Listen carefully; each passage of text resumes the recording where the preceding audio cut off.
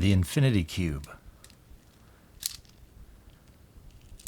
It is heavy duty, durable, entertaining, mesmerizing. It looks like it would hold up to a lot of use.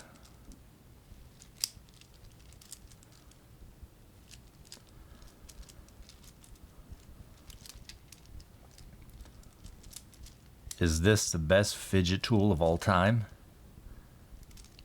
Let me know your thoughts in the comments below. Just trying to understand the dynamics of the capabilities here. It's heavy, durable, well constructed. What do you think? Do you gotta have it?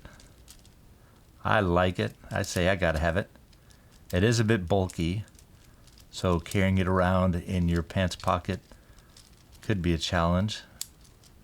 But I could see this being a lot of fun for a lot of time.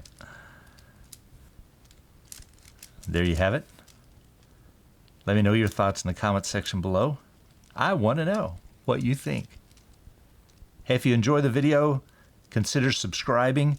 I am no longer advertising my channel, so the only way that you will know that a new video is out from my channel is to subscribe and to click that notification bell.